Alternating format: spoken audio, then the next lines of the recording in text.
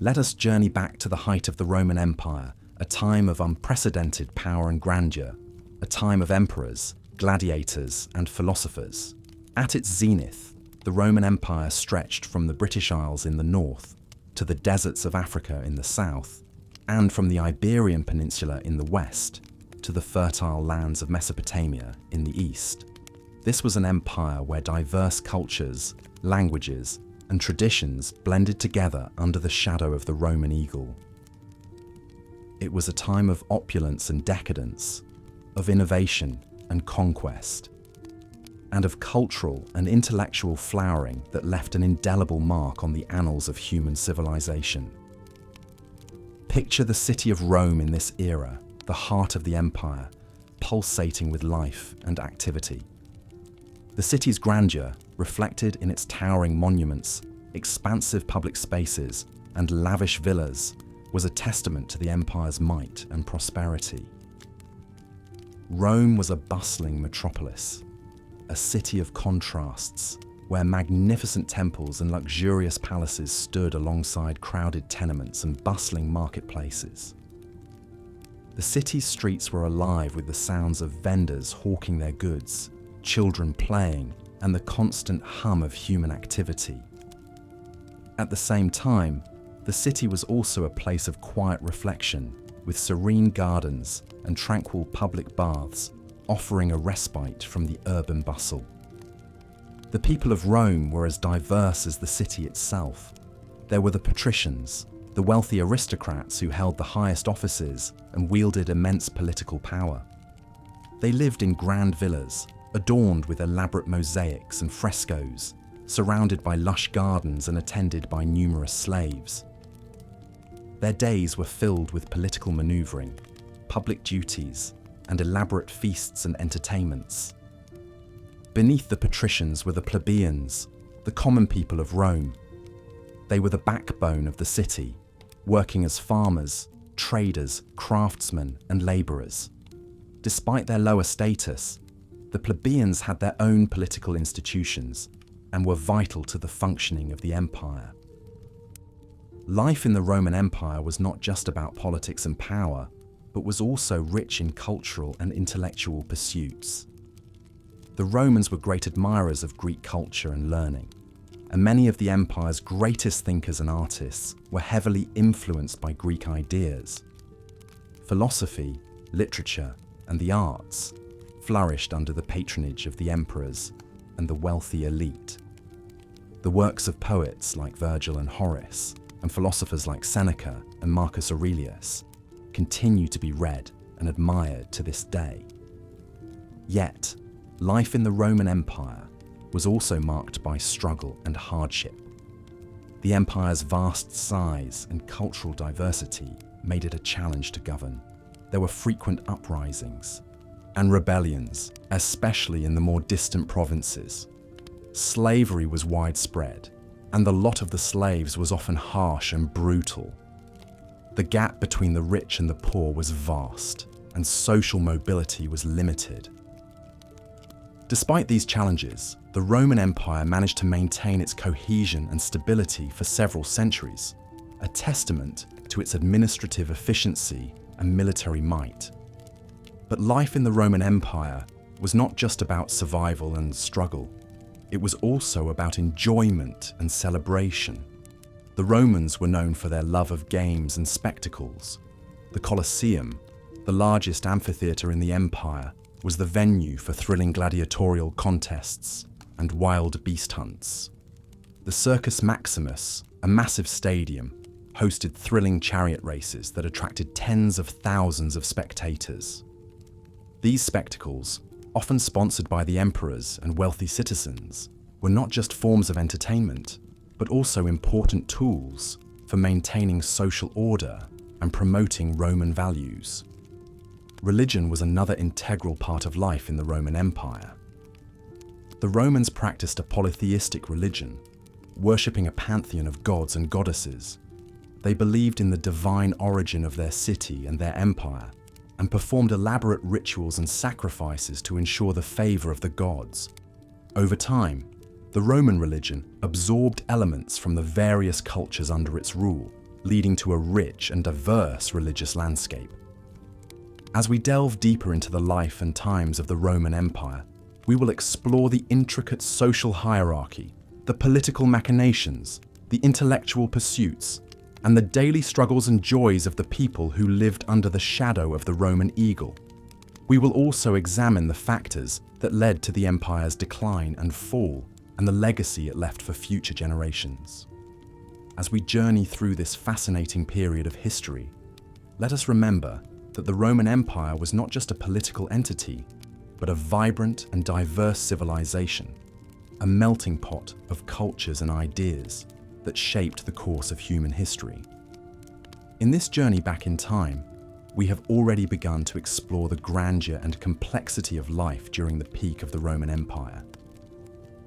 From the opulence of the patrician villas to the humble dwellings of the plebeians, from the intellectual salons to the bustling marketplaces, from the grand spectacles in the Colosseum to the tranquil quiet of the public baths, the Roman Empire was a world of contrasts, a world of power and struggle, of culture and learning, and of human aspiration and achievement. As we continue this journey, let us immerse ourselves in this fascinating era, learning from its lessons, appreciating its accomplishments, and marveling at its enduring legacy. As we delve deeper into the remarkable fabric of the Roman Empire at its zenith, let's journey through the vibrant streets of Rome, the bustling heart of the empire. Imagine the sight of grand edifices and public structures, like the Colosseum and the Pantheon, that punctuated the city's skyline. These architectural marvels were a testament to Rome's unparalleled engineering prowess, and they continue to captivate us in the present day. The most common dwelling in Rome was the insula, or apartment building. These structures were often built cheaply and could be prone to fires and collapses. However, this was the everyday reality for most Romans, as only the wealthy could afford private homes. These domus were luxurious private residences with rooms arranged around a central courtyard, often adorned with intricate mosaics and frescoes. In the Roman society, the family was perceived as a fundamental unit. The paterfamilias, or father of the family, held an almost absolute power, known as patria potestas, over his kin. This power extended over his wife, children, and slaves, binding them into a single economic and legal entity. However, contrary to many preconceived notions, Roman women enjoyed a significant degree of freedom compared to their contemporaries in other ancient societies. They could own and inherit property and had the right to divorce. Slavery was an integral part of the Roman economy and society. Slaves performed an array of tasks, from domestic chores and tutoring to manual labor in the fields and mines. However, the life of a slave was far from simple. Their treatment largely depended on their masters. Some slaves were treated relatively well, while others were subjected to severe hardships. The Romans were renowned for their advancements in engineering and public health. They built an intricate network of roads and bridges to expedite trade and military movement. Their aqueducts ingeniously transported fresh water from distant sources into cities and towns, facilitating public baths and latrines, and upholding a high standard of sanitation. The Roman diet was simple, but nourishing, with wheat and barley serving as staples. They enjoyed a variety of fruits, vegetables, and legumes, and the wealthier Romans could afford meat, fish, and exotic spices. The Romans were also known for their love of wine, which was consumed at all meals and social occasions. Education was highly valued in Roman society. Wealthy Romans often hired private tutors for their children, while the less affluent sent their children to public schools. The curriculum was rigorous, focusing on reading, writing, arithmetic, and moral conduct. Religion permeated every aspect of Roman life. The Romans worshipped a pantheon of gods and goddesses, each governing a different aspect of life. They believed in the importance of maintaining a proper relationship with the gods through rituals and sacrifices, a practice known as pietas. Despite its grandeur, the Roman Empire was not devoid of social issues. Poverty and class disparity were rampant, and the gap between the rich and the poor was starkly visible in the city's urban landscape. Public entertainment, such as gladiatorial games and chariot races, were often used as a means to divert the population's attention from these societal problems. As we step back and view this intricate tapestry of Roman life, we find a society characterized by a blend of remarkable achievements and profound challenges. From their architectural marvels to their social structures, the Romans crafted a civilization that continues to influence our world today. As we close our eyes and drift into sleep, we carry with us the echoes of this ancient world, reminding us of the indelible human capacity to create, adapt, and endure.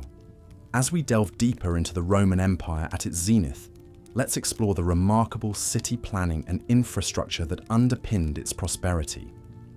Intricate designs, remarkable efficiency, and the use of advanced building materials were characteristic of Roman city planning, reflecting a society that valued organization, practicality, and luxury.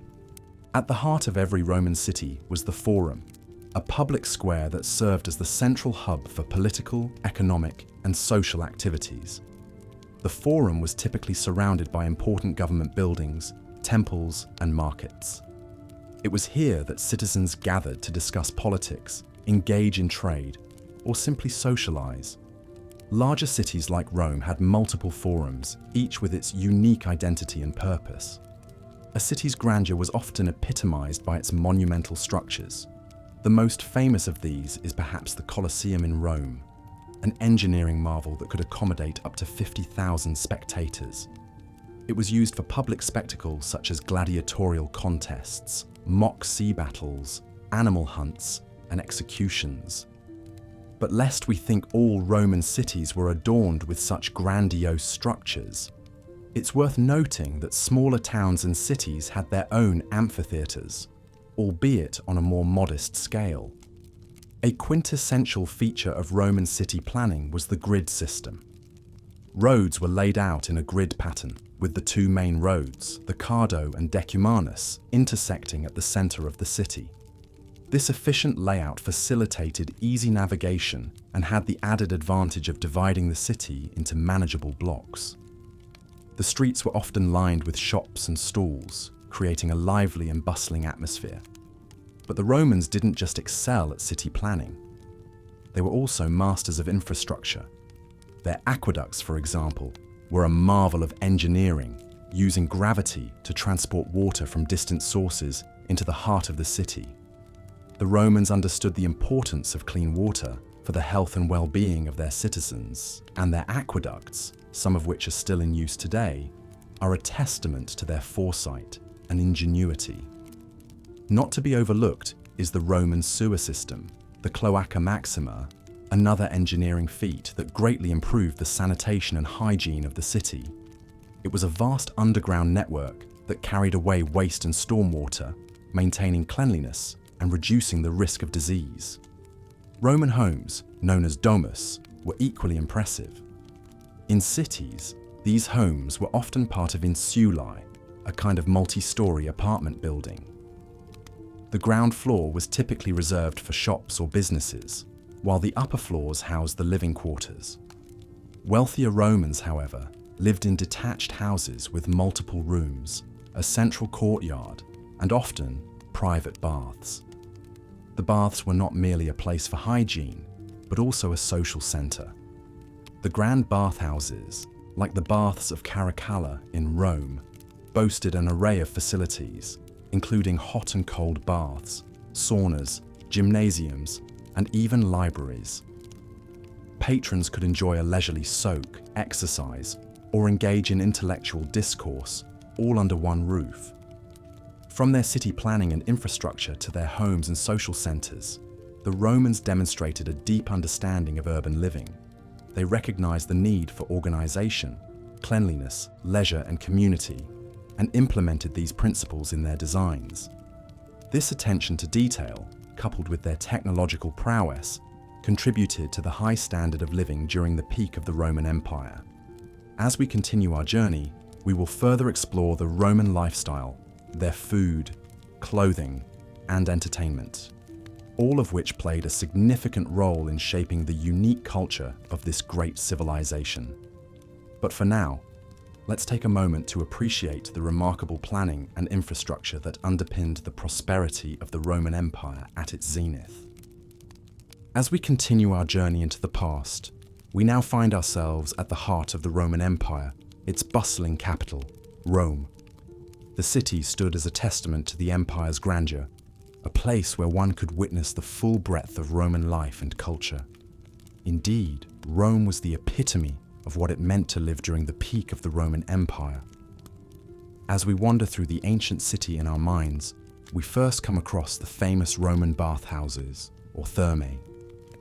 These were not merely places for hygiene, but served as social hubs, where Romans of all social classes would gather to gossip, conduct business, and relax after a long day. These bathhouses were architectural masterpieces, boasting large heated pools, steam rooms, and gymnasiums. Some, like the baths of Caracalla, even housed libraries, lecture rooms, and shops. The Romans took great care in their personal hygiene, and these bathhouses were a testament to that commitment. Stepping out of the warmth of the bathhouse, we find ourselves on the bustling streets of Rome. The city was a hive of activity. Streets and alleys were filled with vendors selling their wares, from fresh produce, fish and meat, to clothing and jewelry. Slaves bustled about, carrying out their masters' orders. There was a constant hum of conversation, haggling, and the clatter of carts and chariots. Our path leads us to the Grand Forum, the heart of Roman public life. Here, one could find the great temples, the Senate House, and the markets. It was in the Forum that the citizens of Rome would gather to hear important speeches, witness trials, and participate in public affairs. The illustrious marble buildings reflected the sun, creating an almost ethereal glow that must have been awe-inspiring to the citizens of Rome. Just beyond the Forum, we find the Circus Maximus, the great stadium where Romans would flock to witness the thrilling chariot races. These events were immensely popular, and the stadium could hold up to 150,000 spectators. The air would be filled with the roar of the crowd as they cheered for their favorite charioteers, adding to the exhilarating atmosphere. Venturing further, we come across the Colosseum, the grand amphitheatre that was the venue for gladiatorial contests, mock sea battles, and other public spectacles. Here, Romans would gather to watch these violent yet captivating performances. The Colosseum could hold upwards of 50,000 spectators, and the elaborate shows were often sponsored by emperors as a means to gain popularity with the public. As the day winds down, we find ourselves in the residential districts of Rome. The wealthy lived in grand villas adorned with beautiful mosaics and frescoes, while the less fortunate resided in insular or apartment blocks. These were often cramped and lacked basic amenities, reflecting the stark divide between the rich and the poor in Roman society. As the sun sets, the city is illuminated by oil lamps, casting a warm glow on the stone buildings. The streets are quieter now, but the city is far from sleeping. In taverns and inns, Romans gather to eat, drink, and revel in each other's company. Music and laughter fill the air, adding to the lively atmosphere. As we conclude our journey through the day in Rome, it becomes evident that life during the peak of the Roman Empire was defined by a vibrant social scene, an appreciation for the arts, and a strong sense of community. It was a period of unrivaled prosperity and cultural advancement, the impact of which can still be felt today. In our next section, we will delve deeper into the daily lives of the Roman citizens, exploring their routines, their beliefs, and their personal lives. We will discover how they lived, loved, and thrived in this grand empire. So, for now, close your eyes and imagine the glow of the Roman lamps, the hum of the city as it goes about its nightly routines, and the distant laughter from a nearby tavern. Let the sounds and sights of ancient Rome lull you into a peaceful sleep as we prepare for our next journey into the past. As we continue on our journey through the Roman Empire at its peak, we find ourselves landing in the bustling heart of the empire, Rome herself. It is important to remember that Rome was not just the capital, but a symbol of the empire's might, wealth, and grandeur. The city was a bustling metropolis, home to over 1 million residents, a figure that was indeed staggering for the era. Rome was a melting pot of cultures, languages, and traditions, all coexisting under the strong edifice of the Roman law and order. The city was a marvel of engineering and architecture, with grand structures like the Colosseum, the Forum, and the Pantheon. The streets were bustling with commerce, with traders from all corners of the empire selling their goods. The sounds of the city were a constant hum, from the clatter of the chariots on the cobblestones to the chatter of the citizens in the bathhouses and taverns. Amidst this bustle, the average Roman citizen led a life that was, in many ways, not so different from our own. They woke up at dawn, had a light breakfast, and then went about their day's work. Many Romans were engaged in commerce, while others worked as craftsmen, soldiers, farmers, or slaves.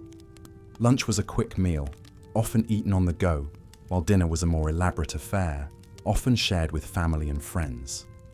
Despite the grandeur of the city and the empire, life was not easy for the average Roman citizen. The gap between the rich and the poor was wide, and poverty was rampant.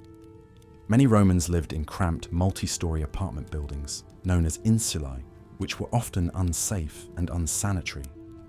Fire was a constant threat in these structures, and the Roman fire brigade was a vital part of the city's infrastructure.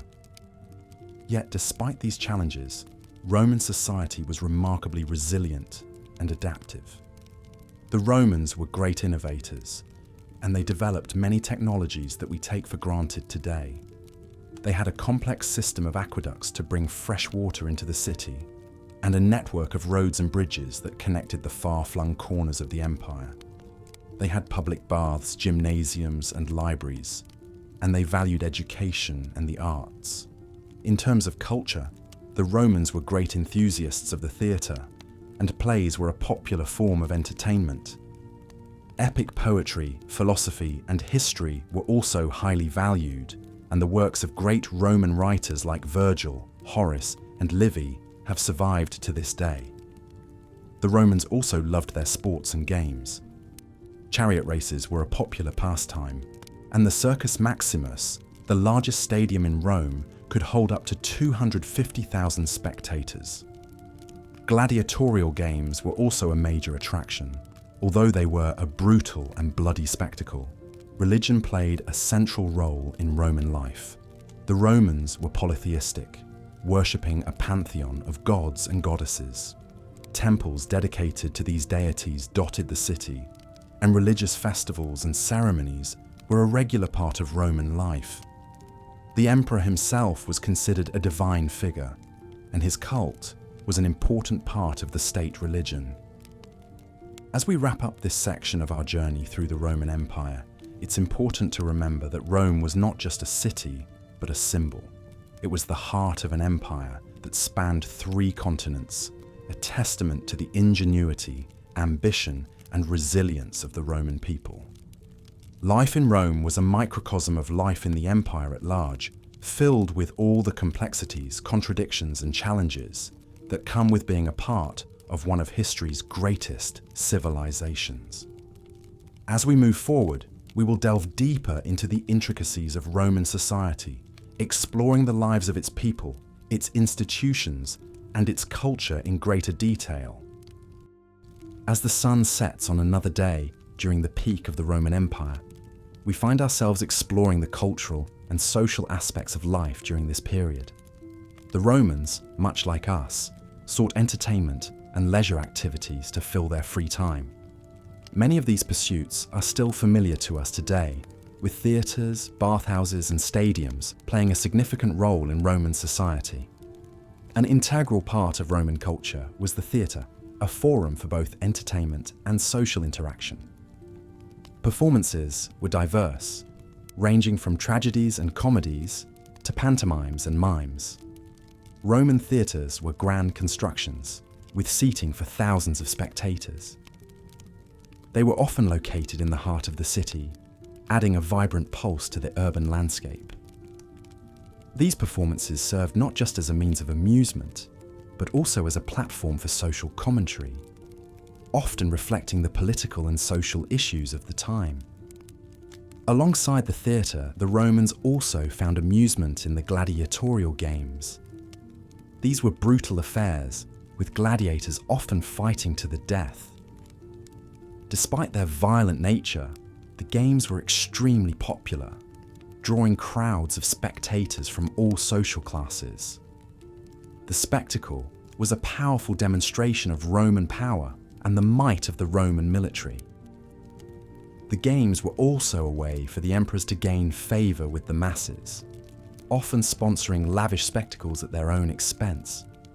However, it wasn't all violence and drama. The Romans also appreciated the finer things in life. Bathhouses, known as thermae, were a common sight in Roman cities and towns. These were not just places for bathing, but also for socializing, conducting business, and even exercising.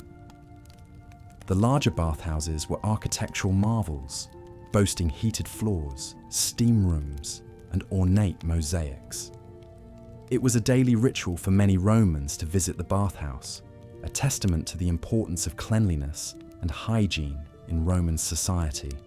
Roman cuisine, another fascinating aspect of their culture, was diverse and sophisticated. The diet of a Roman citizen would vary greatly depending on their social status. The wealthy Romans indulged in extravagant feasts, with dishes made from a variety of exotic ingredients. These banquets were often elaborate affairs, lasting several hours and accompanied by entertainment. On the other hand, the diet of the common Roman citizen was more modest, typically consisting of grains, fruits, vegetables, and occasionally meat. The social structure of the Roman Empire was rigid, with a clear distinction between the aristocratic elite and the common citizens. At the top were the emperors and the senatorial class, followed by the equestrians, and then the plebeians. Slaves, who were considered property rather than citizens, were at the bottom of this hierarchy. Despite these social divisions, there was a degree of social mobility within Roman society. Through military service, financial success, or political ambition, it was possible for individuals to rise through the ranks. This relative social mobility, along with the promise of Roman citizenship, made the empire an attractive prospect for many outside its borders. Education was highly valued in Roman society. Children from wealthy families were often tutored at home, learning a curriculum that included literature, history, and philosophy. The less privileged, however, often received a more basic education, if any at all. Regardless of social class, education was seen as essential for preparing young Romans for their roles as citizens and leaders. Religion played a crucial role in Roman society, with an extensive pantheon of gods and goddesses worshipped by the populace. Temples dedicated to these deities dotted the landscape of the empire, acting as centers for religious ceremonies and festivals. The Roman calendar was filled with religious observances, demonstrating the importance of religion in daily life. As we delve deeper into the life of the Romans, we begin to see a society that is both familiar and alien to us. Their customs, traditions, and daily routines offer a fascinating glimpse into a civilization that, despite its eventual decline, has left an enduring legacy on the world.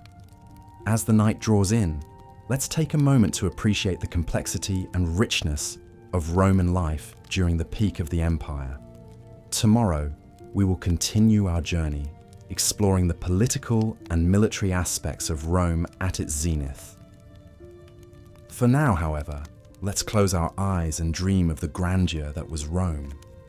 As we delve deeper into our exploration of life during the peak of the Roman Empire, or Pax Romana, we move our focus from the bustling streets and the grandeur of the public spaces to the intimate settings of Roman homes. The home, or domus, was a critical part of Roman society, and it offers us a fascinating glimpse into the daily life of the period. Roman homes varied greatly depending on the wealth and status of their owners. The rich lived in spacious, opulent houses decorated with intricate mosaics and frescoes, while the poor resided in cramped, multi-story apartment buildings known as insulae. The domus, the traditional home of the wealthy Roman, was a marvel of architectural design. The typical domus consisted of several rooms, including a dining room, triclinium, bedrooms, cubicula, a kitchen, and a study or office, tablinum. At the heart of the domus was the atrium, a large, open central space with an opening in the roof that allowed rainwater to collect in a shallow pool below called the impluvium. This ingenious design provided natural light and ventilation while also serving a practical function. The walls of these homes were often adorned with intricate frescoes, depicting scenes from mythology, landscapes, or daily life. Floors were often covered in mosaics, painstakingly crafted from tiny coloured tiles. The themes of these mosaics range from simple geometric patterns to complex scenes from mythology, history, or the natural world. These decorative elements were more than just aesthetic. They were a way for the homeowner to display their wealth, taste, and education. The Roman domus was also a place of work. Many wealthy Romans had shops or offices attached to their homes where they conducted their business affairs. Slaves performed much of the actual labour, whether it be managing a shop, cooking meals, or cleaning the home. The treatment of slaves varied greatly, but in many cases, they were considered part of the family and were treated with respect. In contrast to the domus, the insulae were crowded, multi-story apartment buildings that housed the city's lower classes. These buildings were often poorly constructed and prone to fires and collapses. The apartments themselves were small and cramped, often with a single room serving as both a living and sleeping area. Despite these hardships, the insulae were vibrant places, teeming with life and activity. Food and dining were central aspects of Roman life. Meals were simple for the lower classes, often consisting of grain, vegetables, and occasionally meat or fish. The wealthy, however, indulged in extravagant feasts that showcased their wealth and status. A typical banquet might include a range of dishes from oysters to peacock, accompanied by fine wines, and followed by entertainments such as music, dancing, or poetry readings. Education was highly valued in Roman society. Children were taught at home by their parents or private tutors until the age of 7, when they began formal schooling.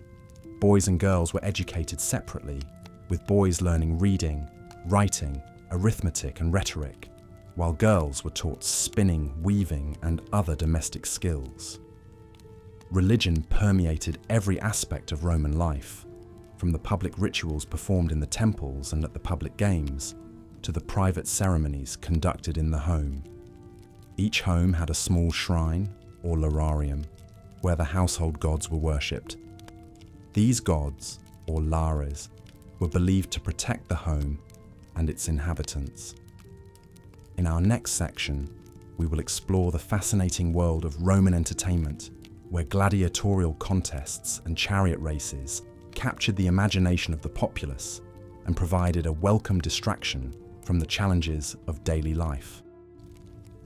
As we continue our journey through the peak of the Roman Empire, let your mind wander through the streets of Rome, from the grand villas of the wealthy to the bustling insulae of the poor, imagining the sights, sounds and smells of this remarkable period in history. As we continue our exploration of life during the peak of the Roman Empire, we now turn our attention towards the political structure and the military that form the backbone of this historical powerhouse. At the heart of the Roman political system was the Senate, an advisory council made up of Rome's most prestigious citizens.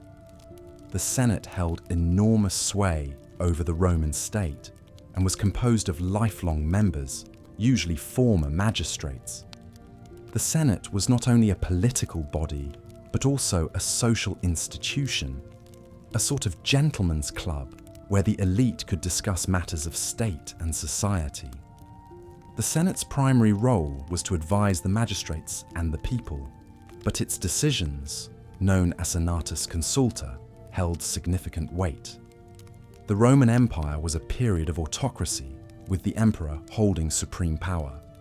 However, maintaining the illusion of the republic was important, and emperors often went to great lengths to secure the Senate's approval. The emperor would propose legislation, which the Senate would then approve. In reality, the Senate had no real power to oppose the emperor, but their endorsement gave the emperor's decisions an aura of legitimacy. The emperor could not rule alone, and the imperial court was a complex web of officials, advisors, and family members. The emperor's household, the domus, was the administrative hub of the empire. Here the emperor was surrounded by a multitude of advisors, freedmen, slaves, and family members who helped him rule. The court was a hotbed of intrigue, with factions vying for the emperor's favor. The Roman Empire was not just a political entity, it was also a massive military machine. The Romans had a professional standing army, the first of its kind in history. The backbone of this army was the legions, units of about 5,000 men each, which were further divided into centuries of around 80 men. The legions were not just fighting forces, they were also engineering corps, building roads, bridges, and fortifications across the empire. Each legion was a self-contained unit with its own command structure, medical staff, engineers, and even a small navy. The soldiers were well trained and disciplined, with a strict hierarchy and a code of conduct. The legions were not just for war, they also served as a police force, maintaining law and order in the provinces. The key to the success of the Roman military was its adaptability. The Romans would often adopt the tactics and weapons of the enemies they defeated, integrating them into their own military doctrine. This adaptability, combined with the discipline and organization of the legions, made the Roman army a formidable force. The Roman navy also played a crucial role in the empire's expansion. It was responsible for protecting the sea routes that were vital for trade and communication. The navy was not as prestigious as the legions, but it was essential for maintaining the empire's security and prosperity. Life in the Roman military was hard, but it offered opportunities for social advancement. A career in the army or the navy was a path to citizenship for many provincials. Soldiers were rewarded with land, money, and the opportunity to climb the social ladder. As we delve deeper into the political and military structure of the Roman Empire, we see an intricate system of checks and balances, a complex web of relationships, and a military machine that was as innovative as it was efficient. These elements combined to create an empire that lasted for centuries, leaving a lasting legacy on the world.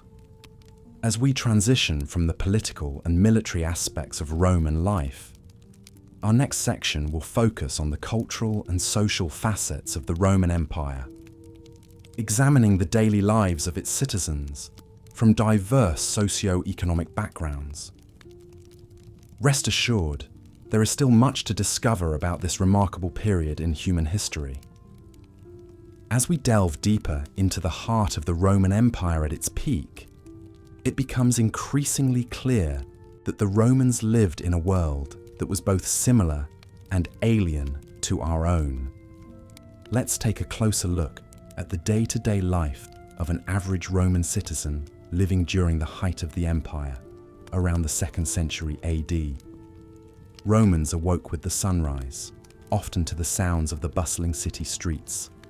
As the sun's first rays began to peek over the horizon, Rome would already be coming alive with the noises of vendors setting up their stalls, the clatter of horses and carts on the cobblestone streets, and the distant ringing of blacksmiths' hammers.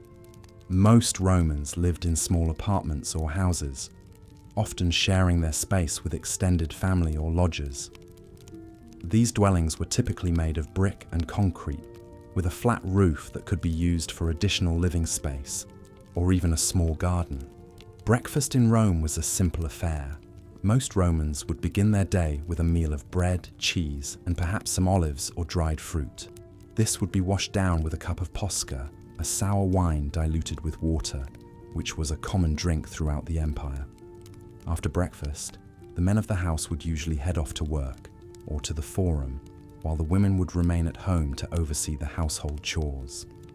The Roman workday was fairly short by modern standards, often ending in the early afternoon. This was partly due to the hot Mediterranean climate, which made it impractical to work during the hottest part of the day. After work, many Romans would head to the baths, a key part of Roman social life. These weren't just places to get clean, but were also spaces for socializing, exercising, and even conducting business.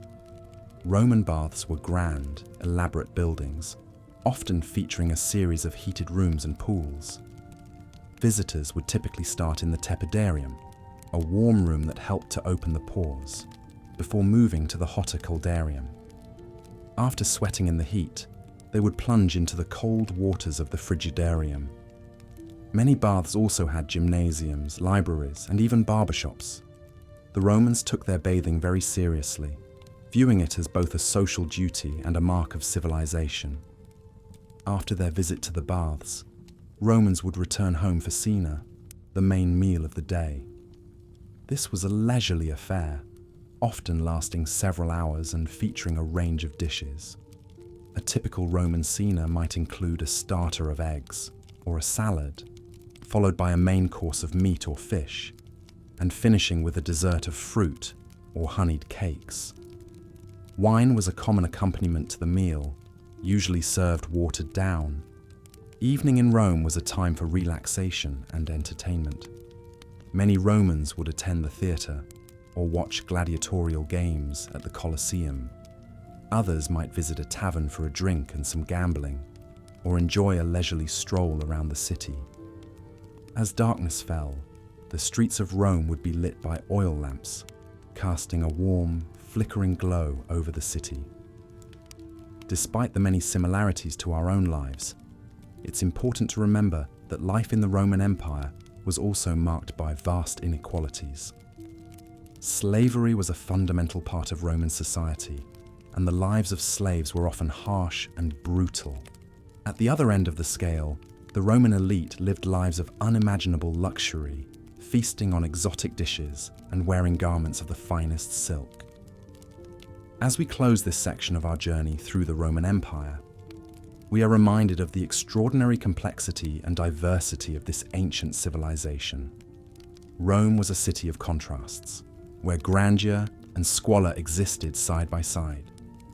It was a place where the mundane and the extraordinary were intertwined, creating a society that continues to fascinate us over 2,000 years later. As we continue our exploration in the sections to come, we will delve further into the intricacies of Roman society, shedding more light on this remarkable period in history. As we continue our journey through the historical era of the Roman Empire, let's delve into the daily life and customs during the Pax Romana, or Roman peace, a period of stability and relative peace that lasted from 27 BC to 180 AD. This era was marked by significant growth and prosperity, with the empire's boundaries extending from Britain in the north to Egypt in the south, Spain in the west, and Mesopotamia in the east. At the heart of the empire was the city of Rome itself, a bustling metropolis of over 1 million people.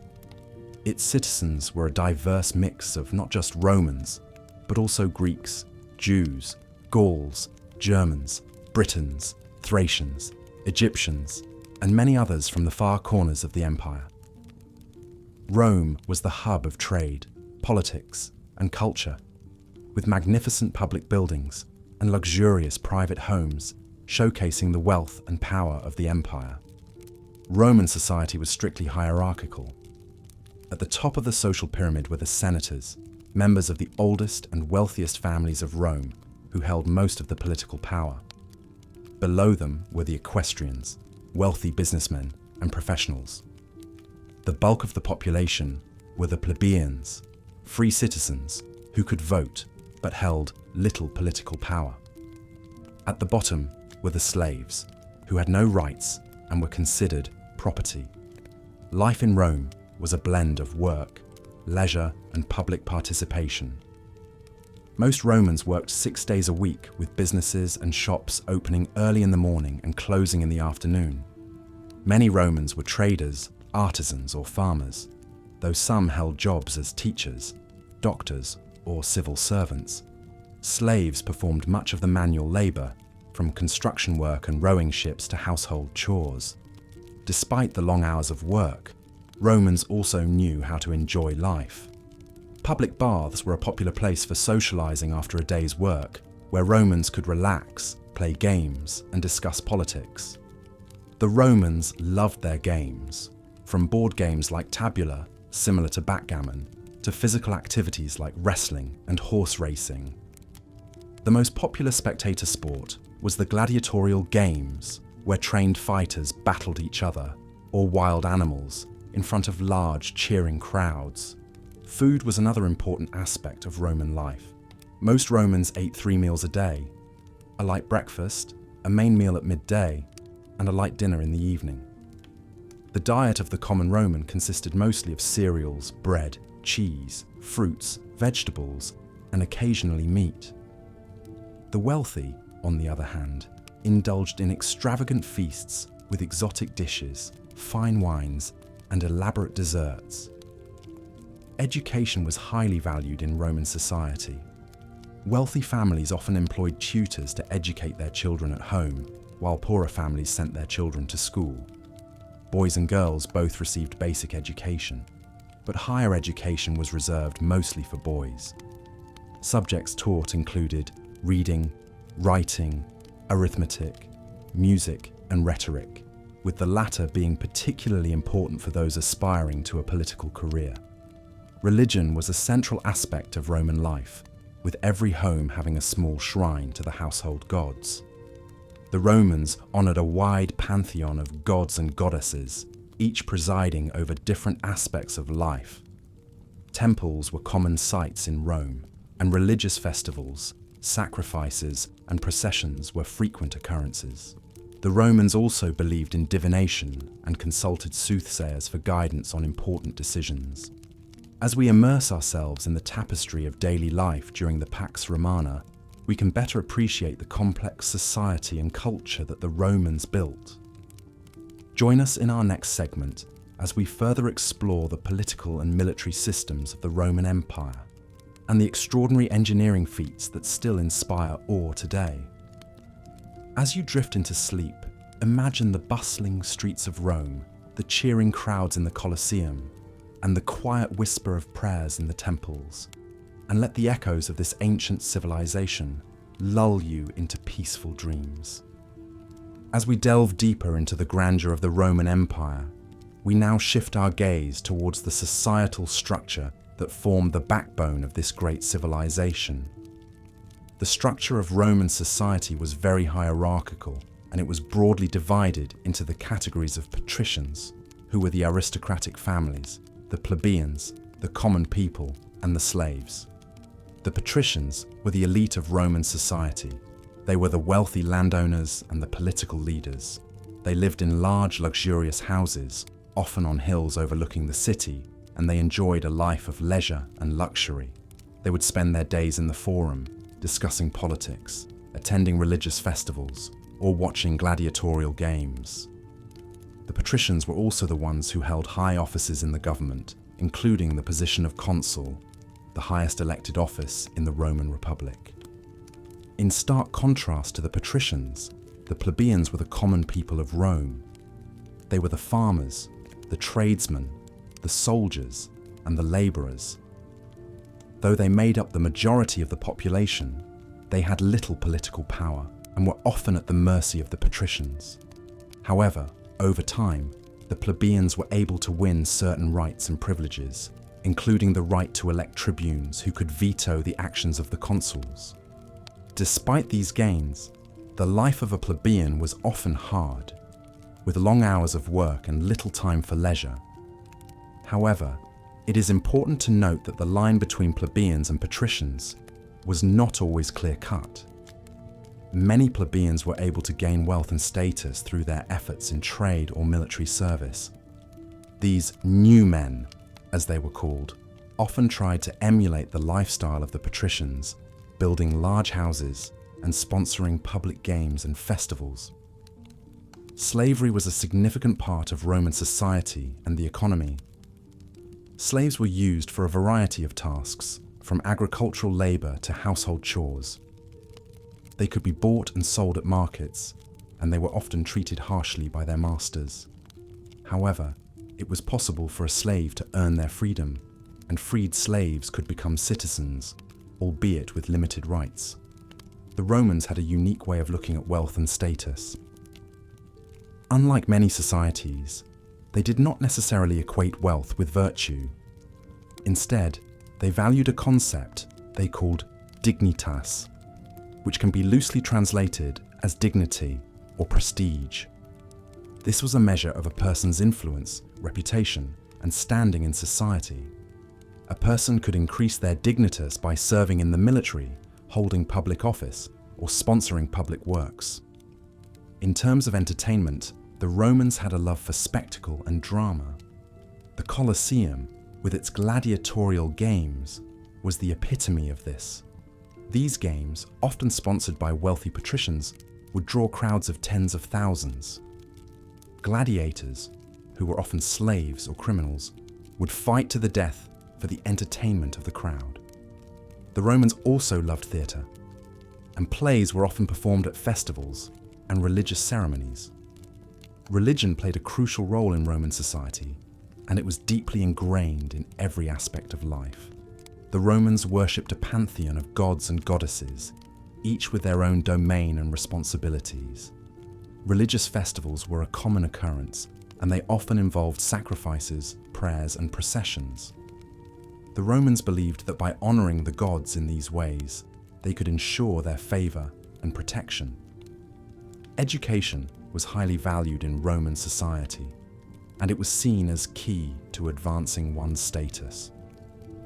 Wealthy Romans would hire tutors for their children, who would teach them reading, writing, arithmetic, and the classics. The goal of education was not only to impart knowledge, but also to instill the values and virtues that were important to Roman society.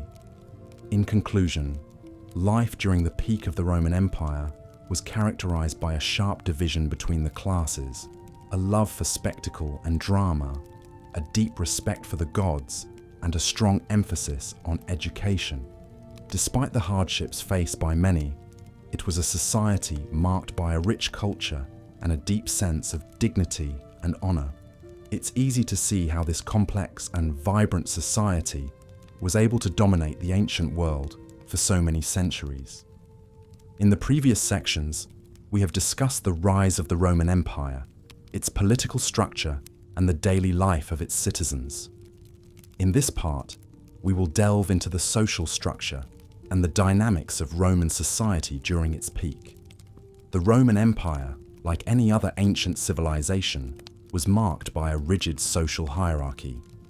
At the top of this echelon were the patricians, who were the aristocrats, essentially the ruling class, who held most of the political power. They were the descendants of the original senators of Rome, chosen by Romulus, the mythological founder of Rome. Patrician families enjoyed many privileges, including the exclusive right to hold certain high offices such as consul and censor. Their wealth came from large estates, or latifundia, worked by slaves or tenant farmers. Below the patricians were the equestrians, also known as the equites, or the knight class. Initially, this class was defined by their ability to afford a horse for military service, but over time, it evolved into a wealthy business class. They were involved in various commercial activities, including tax collection, and often served as public contractors. Their economic power eventually allowed them to wield substantial political influence, despite not having the same formal political rights as the patricians. The largest class by far was the plebeians, who were free Roman citizens, not part of the patrician or equestrian classes. They were the artisans, merchants, farmers, and labourers who formed the backbone of the Roman economy. While they had the right to vote, they were initially barred from holding higher political offices. However, through collective action and protest, known as the conflict of the orders, the plebeians gradually won political concessions, including the right to hold the consulship and the establishment of tribunes, who were officials elected to protect their interests. At the very bottom of the social pyramid were the slaves and freedmen. Slavery was an integral part of Roman society, with slaves being used for various tasks, from household chores to gladiatorial combat. It's important to note that Roman slavery was not based on race, but rather on capture in war, punishment for crime, or the inability to pay debts. Freedmen, on the other hand, were former slaves who had either bought their freedom or had been granted it by their masters. Although freedmen had most of the rights of a Roman citizen, they were not viewed as social equals by the freeborn citizens. The social structure of Rome also had a gendered aspect. While men dominated the public sphere, women in Rome had a degree of personal and economic independence not common in the ancient world. They could own property, engage in business, and initiate divorce. However, they could not vote or hold public office. The Roman Empire was also renowned for its multiculturalism. With the expansion of the empire, a multitude of cultures, languages, and religions were absorbed into Roman society. This cultural diversity was evident in all aspects of Roman life, from its cuisine and fashion to its religious practices and artistic expressions. During the peak of the Roman Empire, social mobility was possible to an extent. A plebeian could amass wealth and join the equestrian class. A slave could be freed and become a wealthy businessman, and an equestrian could enter the Senate if he met the property qualification. However, these instances were exceptions rather than the norm, with the vast majority of individuals remaining in the social class they were born into. Overall, Roman society during the peak of the empire was a complex and stratified system that afforded different levels of privilege and power to its members. Despite its inherent inequalities, it also offered opportunities for advancement that were relatively rare in the ancient world. In the next section, we will explore the military structure and the causes behind the Roman Empire's remarkable military success. Please, close your eyes, take a deep breath, and prepare to journey into the world of the Roman legions. As the sun would set over the horizon, the city of Rome would transform into a vibrant, nocturnal metropolis. Street vendors would close their stalls, labourers would return from the fields, and the city's many taverns and bathhouses would begin to light up, their warm glow casting shadows on the cobbled streets. Among the most famous of these establishments was the Thermae of Caracalla. Constructed in the 3rd century AD, this grand bathhouse was much more than a place to bathe and socialise. It was a multifunctional leisure centre, complete with libraries, gardens, and even a gymnasium. Patrons of the Thermae would start their visit in the Apoditerium, a changing room lined with wooden lockers. From there, they would proceed to the Tepidarium, a room of moderate temperature where they would begin the process of sweating out impurities. Then, they would move on to the Caldarium, a hot bath, and finally the Frigidarium, a cold pool designed to close the pores and invigorate the body. This ritual not only promoted hygiene, but also relaxation and camaraderie among the patrons, who ranged from politicians to poets, generals to gladiators. After a visit to the bathhouse, Romans might attend a banquet, another cornerstone of social life in the empire. These events were extravagant affairs, with guests reclining on couches and enjoying delicacies like roasted peacock and stuffed dormice. The wealthier the host, the more lavish the banquet, with some aristocrats employing professional entertainers to amuse their guests. Music, poetry, and even acrobatic performances were all common features of these events. But life in the Roman Empire was not all leisure and luxury. There was also a darker side to the society, one that was characterized by inequality and brutality. While the wealthy enjoyed the comforts of villas and banquets, the poor lived in squalid conditions, often in cramped multi-story apartment buildings known as insulae. These buildings were prone to collapse and fire, and the residents often lacked basic amenities like running water or sanitation. Moreover, the empire was built on the backs of slaves, who performed a wide range of tasks, from manual labor in the fields to domestic service in the homes of the wealthy. Slaves were considered property and were often treated harshly, and their only hope for freedom was through manumission, a process by which a slave could be freed by their master. Despite these challenges, the Roman Empire was a remarkably stable society, characterized by a strong legal system and efficient administration. The Romans were skilled engineers, constructing a vast network of roads and aqueducts that facilitated trade and communication across the empire. They were also innovative architects, pioneering the use of concrete and the arch, innovations that allowed them to build magnificent structures like the Colosseum and the Pantheon. Additionally, the Romans were known for their literary and artistic achievements. Poets like Virgil and Ovid penned epic works that are still studied today, while sculptors created realistic portraits of emperors and gods. Even everyday objects like pottery and jewelry were often intricately decorated, reflecting the Romans' appreciation for beauty and craftsmanship. In the end, life during the peak of the Roman Empire was a study in contrasts. It was a time of unprecedented wealth and power, but also of poverty and oppression. It was a society that valued education and culture, but also reveled in spectacle and excess. And though the empire would eventually fall, its influence can still be seen today in everything from our architecture to our legal system, our language to our culture. As we continue our journey through this fascinating period, we will delve deeper into the lives of the people who lived during this time, exploring their customs, beliefs, and daily routines. We will also examine the factors that led to the eventual decline and fall of the empire, a process that would usher in the Middle Ages and forever change the course of Western history. Until then, rest your eyes and dream of the grandeur of Rome, an empire that once was, and in many ways, still is.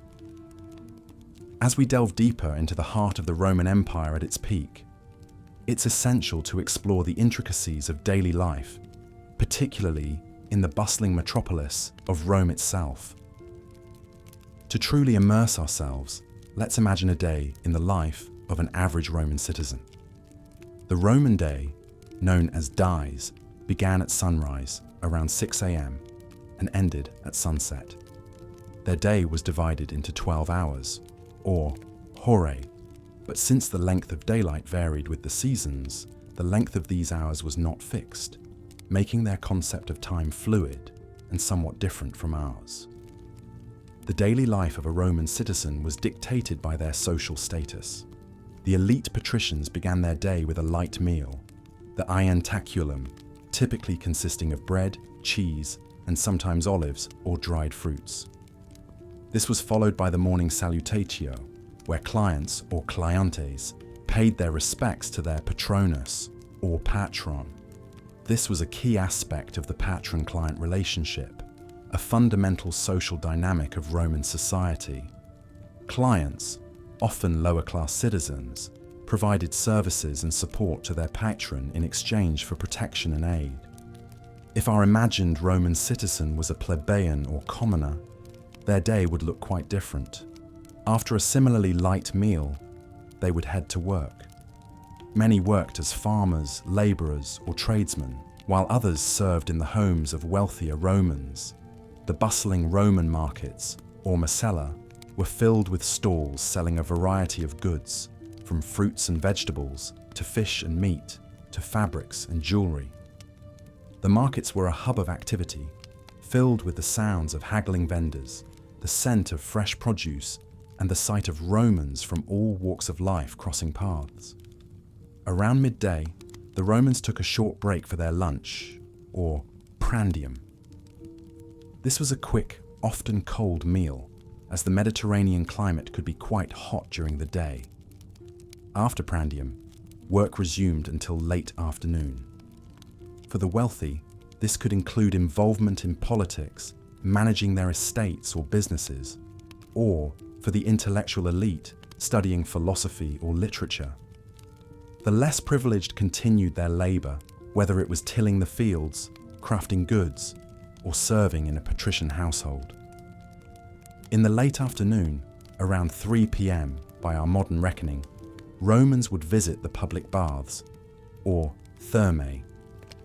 These were not merely places for hygiene, but social and recreational centres where Romans could meet friends, exercise, and even conduct business.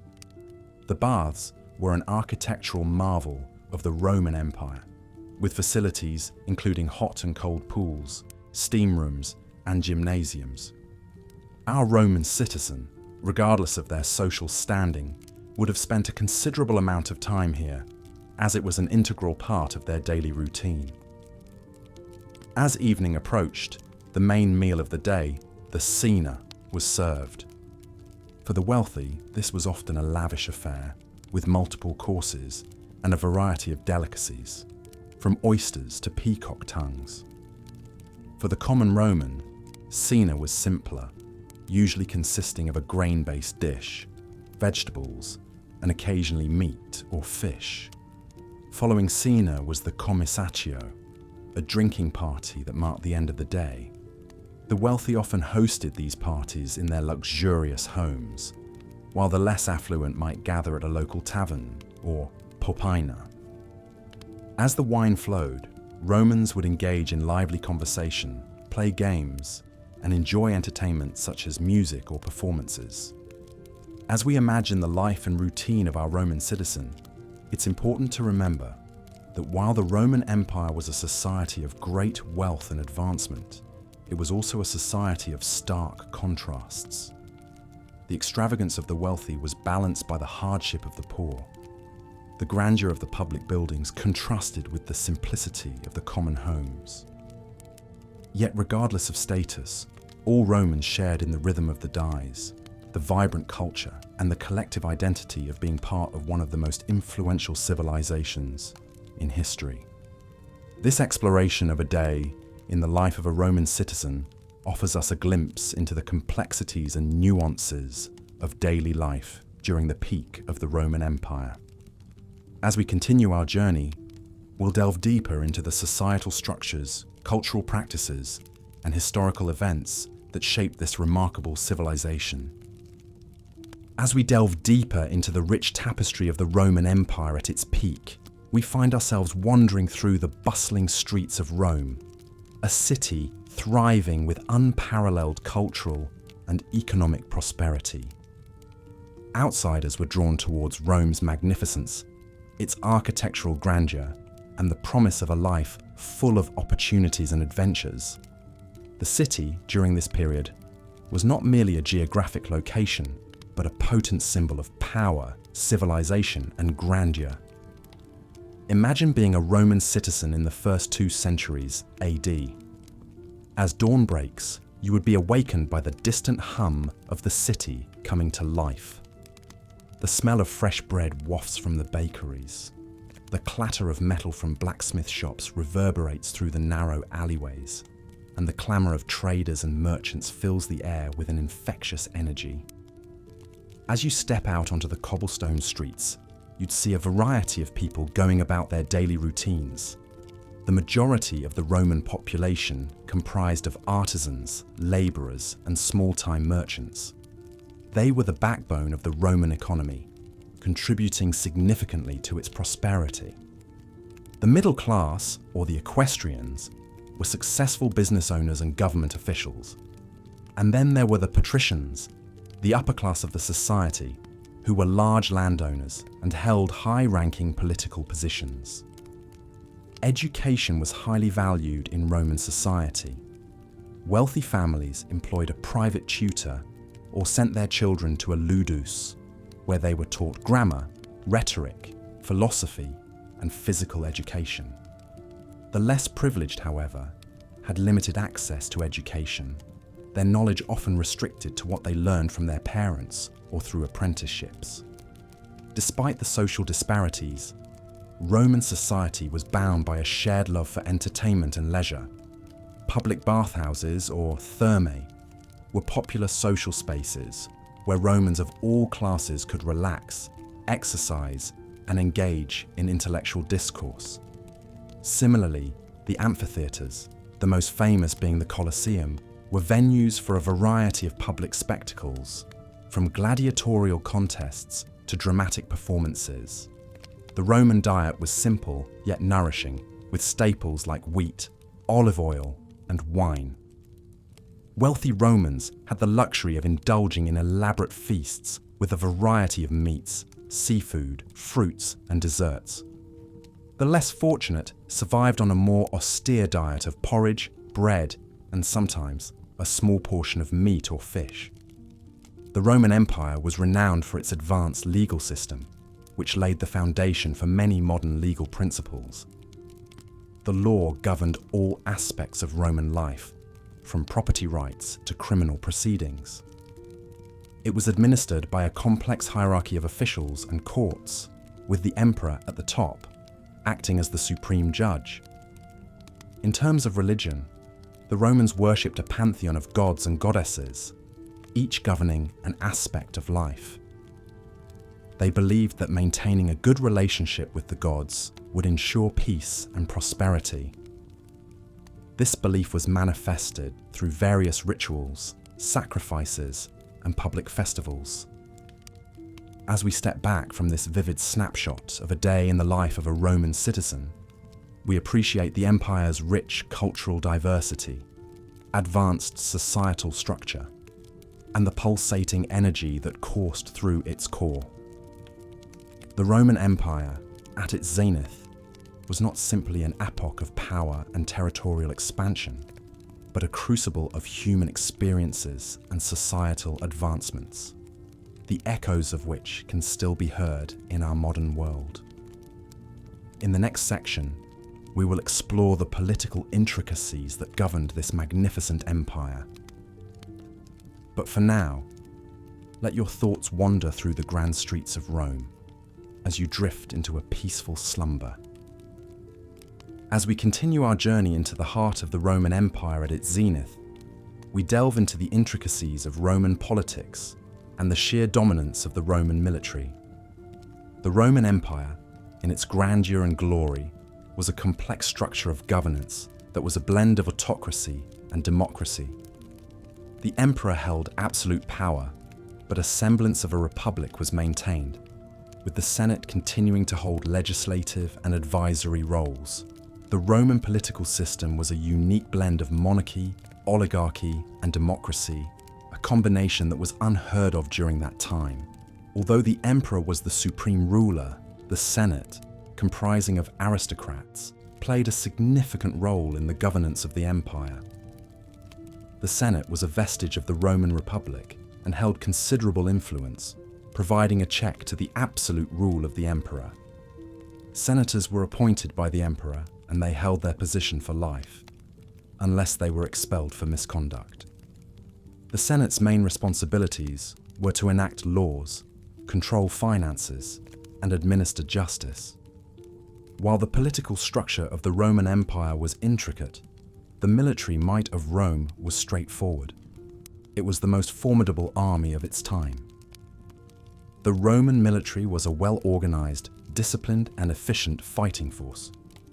It was divided into legions, each consisting of about 5,000 soldiers. The legions were further divided into centuries, each led by a centurion. The Roman military was a meritocracy, with promotions based on courage and competence rather than social status. The military might of Rome was not solely due to the discipline and organization of its army. The Romans were also innovators in military technology. They developed the pilum, a type of spear that was designed to bend upon impact, making it impossible for the enemy to throw it back. The Romans also engineered roads and bridges, which facilitated the quick movement of their troops and supplies. The Roman Empire was not just a military and political powerhouse. It was also a hub of culture and learning. Roman literature, art, architecture, and philosophy still influence our world today. The Romans were great patrons of the arts.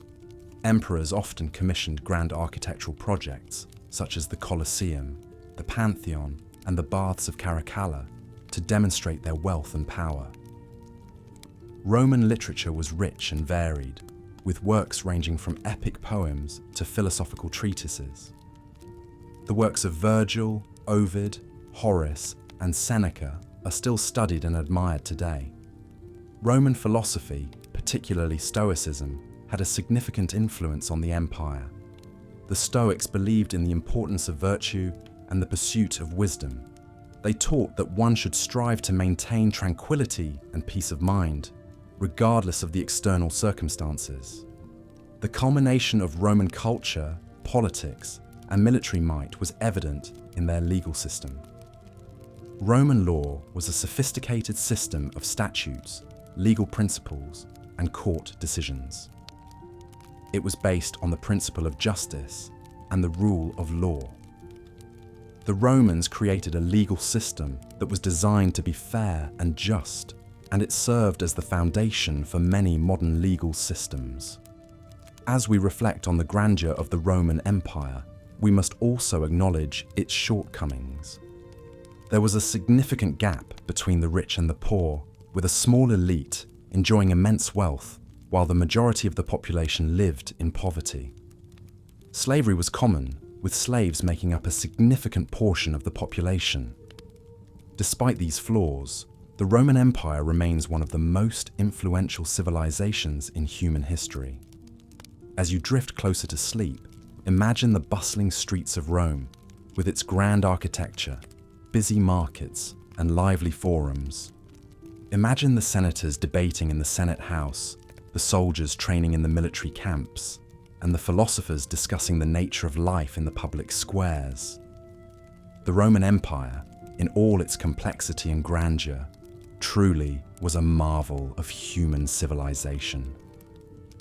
As we continue our exploration, let the echoes of the past lull you into a peaceful slumber, dreaming of marble columns, murmuring fountains, and the eternal city at the heart of an empire. As we continue to explore the complexities of life during the peak of the Roman Empire, we now turn our focus towards its economy and trade. Rome's economy was a complex and multifaceted system, which was interwoven with their political structure and cultural norms. Its strength was based on agriculture, trade, and slave labor. The vast expanse of the Roman Empire, which spanned 3 continents, brought with it a wide variety of trade goods and opportunities. At the heart of Rome's economy was agriculture. A majority of Rome's populace was involved in farming in some manner. From the rich patricians who owned vast estates, to the poor plebeians who tilled the soil, everyone had a stake in the harvest. Grain, particularly wheat, was the staple crop, but vineyards and olive groves were also prevalent. The rich soil of the Italian peninsula, coupled with the temperate Mediterranean climate, made it ideal for agriculture. The production of food was not just for local consumption, but also for export to other parts of the empire. Rome's agricultural surplus was one of the key factors that allowed it to sustain its vast population and military. Trade was another vital part of the Roman economy. Rome was a hub of commerce, with goods flowing in from all corners of the empire. The Mediterranean Sea, often referred to as the Roman Lake, was the chief conduit for this trade.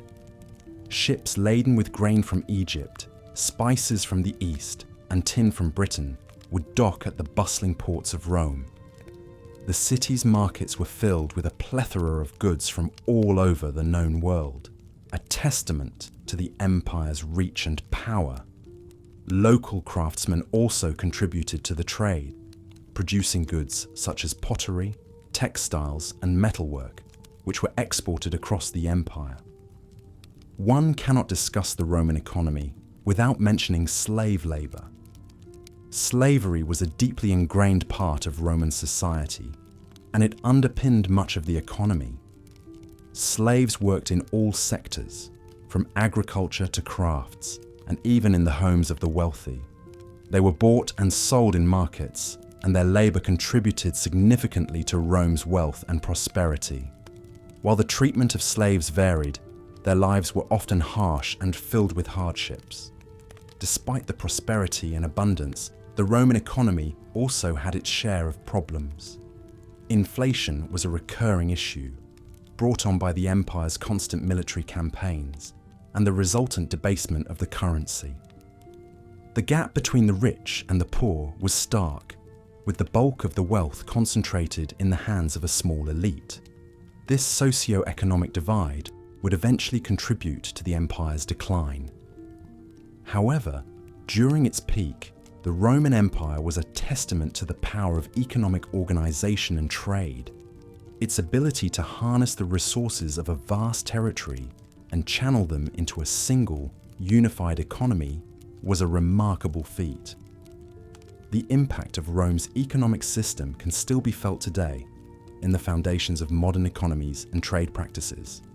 So, as you lay back and let your thoughts drift, imagine the bustling Roman markets filled with goods from distant lands, the rustling wheat fields under the Mediterranean sun, and the clinking of coins changing hands. The Roman economy was a complex machine, but one that powered the empire and shaped the world in many ways. As you drift closer to sleep, let the echoes of this ancient world lull you into peaceful dreams. Tomorrow, we will explore more facets of life during the peak of the Roman Empire. Good night. As we continue our exploration of life during the peak of the Roman Empire, we now turn our attention to the realm of entertainment and the arts. This was a period when Rome was at the pinnacle of its cultural and artistic achievements, and the city was a hub for artists, writers, and performers from across the empire. The theatre was one of the most popular forms of entertainment during this time, and a wide variety of plays were performed, from high drama to ribald comedy. The actors in these plays were often slaves or freedmen, and they performed in masks, which could be highly exaggerated to depict different characters. The Romans also enjoyed pantomime, a form of performance that involved a solo dancer telling a story through movement, while a chorus sang or spoke the lines. Despite the lack of physical theatres in the early days of the empire, the Romans had a strong tradition of dramatic performances, and it was not uncommon for temporary stages to be built for specific festivals or events. The Romans also had a great love for spectacle, and nothing embodied this more than the gladiatorial games. These games, which were often held in the grand amphitheatres that dotted the empire, were a chance for the Romans to display their wealth and power. They featured a range of events, from chariot races to animal hunts. But the most famous were the fights between gladiators. These were typically slaves or condemned criminals who were trained to fight for the entertainment of the crowd. Despite the brutal nature of these contests, they were incredibly popular, and the best gladiators could achieve a level of fame and fortune that was otherwise unattainable for people of their status. Music was another important part of Roman life.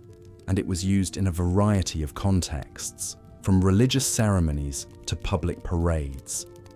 The Romans had a wide range of musical instruments, including the lyre, the flute, and the tuba, a long trumpet-like instrument. Singing was also popular, and many Roman poems were designed to be sung. The Romans also developed a form of notation to record their music, although sadly, very few examples of this have survived to the present day. In the visual arts, the Romans demonstrated a keen sense of realism and a fascination with capturing the world as they saw it. This can be seen in their sculpture, which often depicted people in a very lifelike manner, with detailed features and expressions. They also excelled in creating detailed mosaics and frescoes, which depicted scenes from everyday life, mythology, and history. These works were often used to decorate public buildings and private homes, and they give us a fascinating insight into the world of the Romans. Literature was another area where the Romans excelled. The empire produced a number of great writers, including poets like Virgil and Ovid, historians like Tacitus and Livy, and philosophers like Seneca and Marcus Aurelius. These works covered a range of topics, from history and philosophy to love and mythology, and they have had a profound influence on Western literature. Education was also highly valued in Roman society, and there was a strong emphasis on learning and intellectual pursuits. Children were taught to read and write, and they were also educated in subjects like mathematics, music, and philosophy. Education was seen as a way to prepare children for their adult roles in society, and it was also a means of instilling them with the values and ideals of the Roman Empire. Despite the many advancements and achievements of the Roman Empire, it's important to remember that life during this time was not without its challenges. The society was highly stratified, with a vast gap between the rich and the poor. Slavery was widespread, and many people lived in conditions of extreme hardship. However, for those who were able to navigate the complexities of Roman society, there were also opportunities for wealth, power, and cultural enrichment. As we move forward in our exploration of the Roman Empire, we will delve deeper into the complexities of Roman society, examining the political, economic, and social structures that underpinned the empire's success. We will also explore the factors that led to the empire's eventual decline, shedding light on the fragility of even the most powerful of empires. For now, let these images of Roman life linger in your mind, a testament to the ingenuity, creativity, and resilience of a civilization that left an indelible mark on the course of history.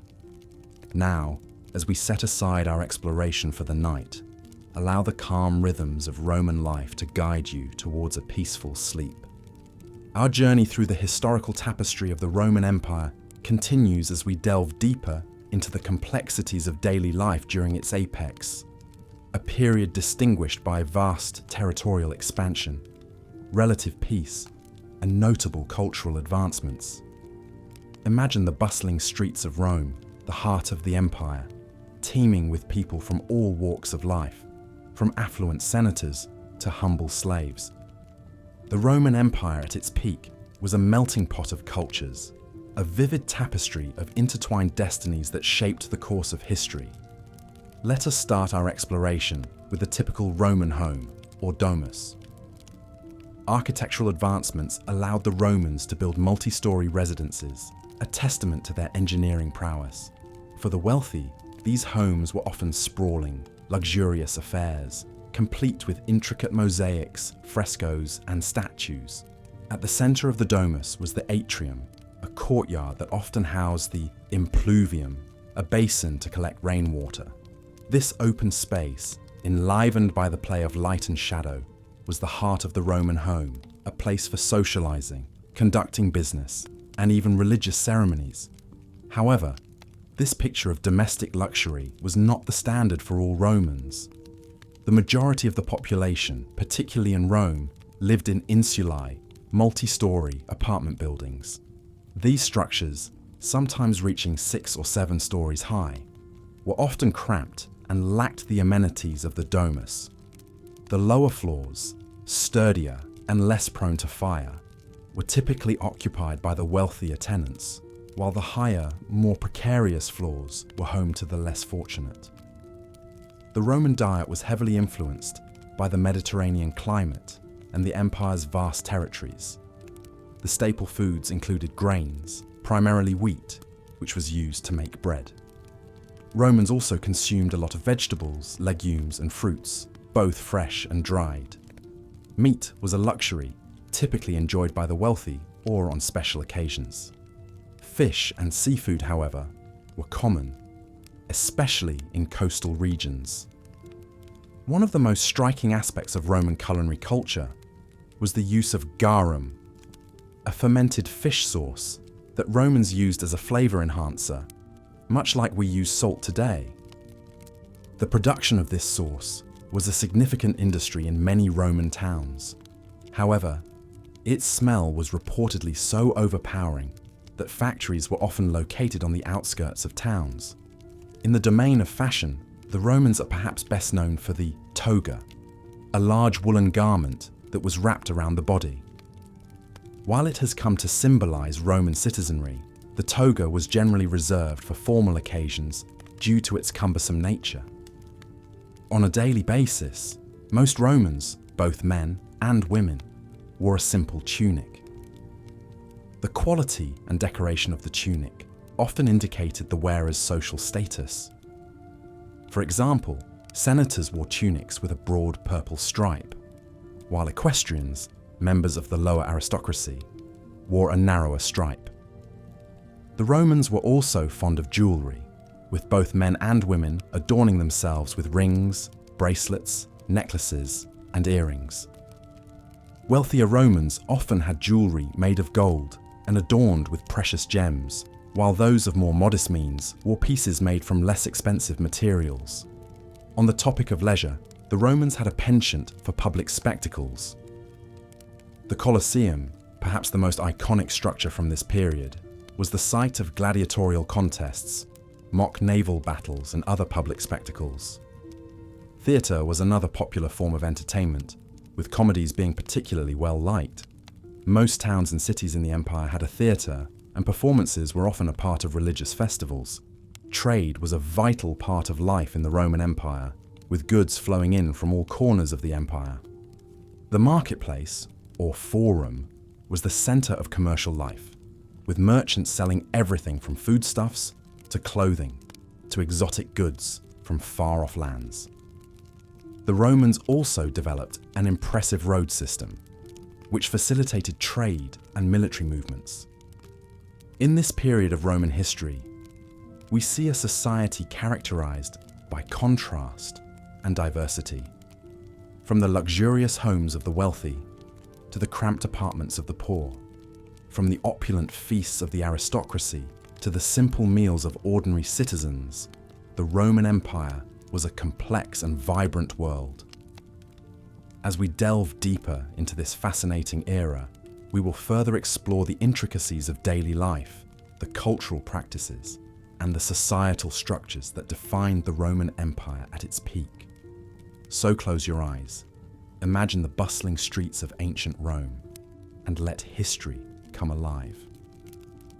As we delve deeper into the heart of the Roman Empire, we journey into the bustling city centres, where the day-to-day life of the common Roman citizen unfolded. The typical Roman city was a marvel of engineering, with well-paved roads, intricate sewage systems, and impressive structures of brick and stone. One of the most iconic structures, the amphitheatre, served as the hub of Roman social life, where citizens gathered to enjoy public spectacles and games. These massive arenas could hold thousands of spectators and were architectural marvels of their time. The Roman household, or domus, was another crucial part of Roman life. The domus was not just a physical structure, it was a social unit that included the head of the household, his wife, children, and slaves. Wealthy Romans lived in luxurious urban villas, adorned with intricate mosaics, frescoes, and statuary. These homes had many rooms, including a dining room, bedrooms, a kitchen, and often a small garden. The poor, on the other hand, lived in cramped multi-story apartment buildings called insulae. These were often poorly constructed and prone to fires. Life in the Roman Empire was stratified, and one's social status greatly affected one's quality of life. At the top of the social hierarchy were the patricians, the wealthy aristocratic class. Below them were the plebeians, or common people. Slaves were at the bottom of the social structure. Despite the stark differences in living conditions, all Romans, regardless of their status, enjoyed certain public amenities like public baths, forums, and amphitheatres. Roman cuisine was heavily influenced by the Mediterranean, with olives, grapes, and wheat forming the cornerstone of the Roman diet. Wealthy Romans dined on exotic dishes like peacock tongues and dormice, while the common people subsisted on a diet of bread, porridge, and vegetables. Wine was a staple beverage for all strata of society, often diluted with water. The Romans were a deeply religious people, with a pantheon of gods and goddesses whom they worshipped in elaborate temples and shrines. They believed in the divine origins of their city and attributed their military success and prosperity to the favour of the gods. Religion was deeply intertwined with the state, and the emperor was often deified and worshipped as a god. Education was highly valued in Roman society. Wealthy children were taught at home by private tutors, learning subjects like rhetoric, philosophy, and mathematics. Poorer children, however, often lacked access to formal education and learned trades from their parents instead. Despite this, literacy rates in the Roman Empire were relatively high compared to other ancient civilizations. Roman law was a complex system, built on centuries of tradition and precedent. Roman law influenced many subsequent legal systems, and many of its principles are still in use today. Notably, the Romans were among the first to establish the concept of innocent until proven guilty. Roman society was also marked by its love for leisure and entertainment. The Romans enjoyed public spectacles like gladiatorial games and chariot races, held in massive arenas like the Colosseum. Theatre and music were also popular forms of entertainment, with many Romans playing musical instruments and attending plays in their free time. In the Roman Empire, life was a blend of luxury and hardship, of grand spectacles and simple pleasures. It was a society marked by its ingenuity, its love for spectacle, and its deeply ingrained social hierarchies. Despite the many challenges and inequalities, the people of Rome built a civilization that has left an indelible mark on history. As we continue our journey through the Roman Empire, we delve deeper into the lives of the Romans, exploring their hopes, dreams, and daily struggles. As we delve deeper into the day-to-day existence in the Roman Empire's pinnacle, we arrive at the realm of education and intellectual pursuits. The Romans, much like us today, understood the value of a well-rounded education. However, the form and content of this education differed significantly from our modern conception of schooling. Let's paint a vivid picture of a Roman child's educational journey, an important aspect of life during the peak of the Roman Empire. In the early morning, the Roman child, typically a boy, would be sent off to the house of a literator, or reading and writing teacher. Girls, while not entirely excluded from education, often received a less structured, less extensive education at home, focusing mainly on domestic skills. The literator would instruct the children in the basics of reading and writing in Latin, the lingua franca of the empire. This education was not free, and the cost would vary based on the teacher's reputation. The teacher's room would be filled with the hubbub of children reciting their lessons aloud, a far cry from the quiet, individualized study we associate with modern classrooms. After mastering the basics, the child would proceed to a grammaticus, a teacher of grammar and literature. Here, the child would delve into the works of great Roman and Greek authors, absorbing the cultural and moral lessons these works conveyed. The child would also learn to write in Greek, as bilingualism was highly valued in Roman society. The grammaticus would also provide instruction in rhetoric, the art of persuasive speaking, a skill highly prized in a society where public speaking played a crucial role. If the family could afford it, the final stage of education would involve a rhetor, a teacher of advanced rhetoric and philosophy. This was the equivalent of a university education in modern terms, and it prepared the student for a career in politics and law, the most prestigious professions in Roman society. However, the intellectual life of the Roman Empire was not limited to formal education. The Romans were great admirers of Greek culture and intellectual achievements, and they absorbed much of this into their own civilization. Libraries, both public and private, were widespread, filled with scrolls containing the works of great Greek and Roman thinkers. There were also public lectures and debates, where the educated elite would gather to discuss philosophical and ethical issues. Despite this focus on intellectual pursuits, the Roman education system was not without its critics. Some Romans lamented the focus on Greek culture and language, believing it detracted from traditional Roman values. There was also criticism of the harsh discipline in Roman schools, with corporal punishment a common occurrence. But whether one loved or loathed the Roman education system, it is undeniable that it was an integral part of life during the peak of the Roman Empire. It shaped the minds and values of the Roman citizens, influencing everything from politics to literature. And though it may seem foreign to us, with its emphasis on rote learning and physical discipline, it is, in many ways, the ancestor of our own education system. As we drift away from the bustling classrooms and quiet libraries of ancient Rome, we find ourselves standing at the threshold of a Roman home, ready to explore the intimate sphere of domestic life. But that is a story for another time. For now, let us close our eyes and imagine the echoing voices of Roman children reciting their lessons, the rustling of parchment scrolls in a library, the animated discussions in a public lecture. Let these images lull you into a peaceful slumber, carrying you away on the wings of history. As we continue our journey through the peak of the Roman Empire, we find ourselves stepping into the atmosphere of a bustling marketplace.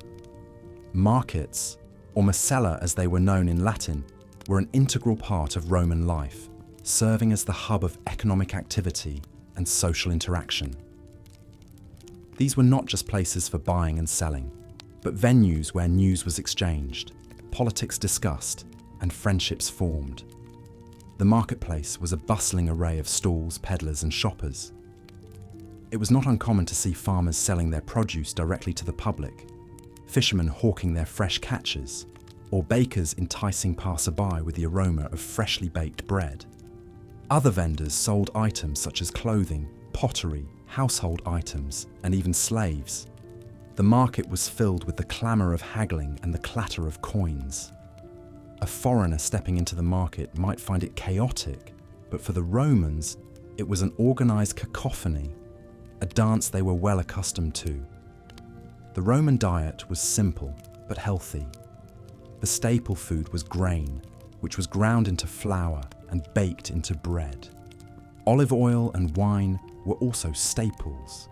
The Romans enjoyed a variety of fruits and vegetables, including apples, pears, cherries, onions, leeks, lentils, and beans. Meat was a luxury, usually reserved for special occasions.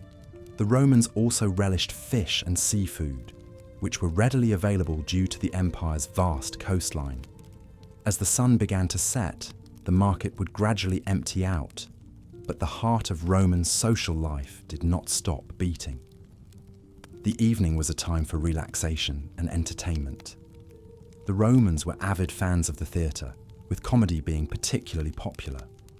Plays were performed in large outdoor theatres, where people could sit and enjoy the performance while munching on snacks. However, the most popular form of entertainment was undoubtedly the gladiatorial games. These were violent spectacles where gladiators, usually slaves or criminals, fought each other, or wild animals, to the death.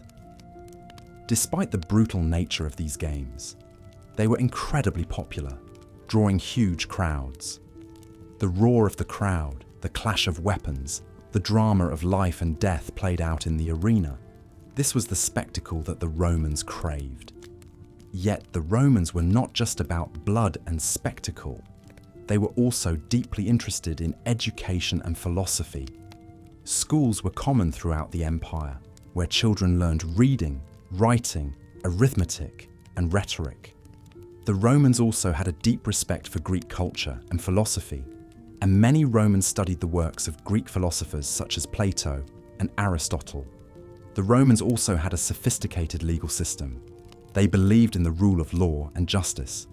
The 12 Tables, the earliest code of Roman law, laid out the legal rights and responsibilities of citizens. The laws covered a wide range of issues, from property rights to criminal law. The Romans also had a system of courts and judges to enforce the law.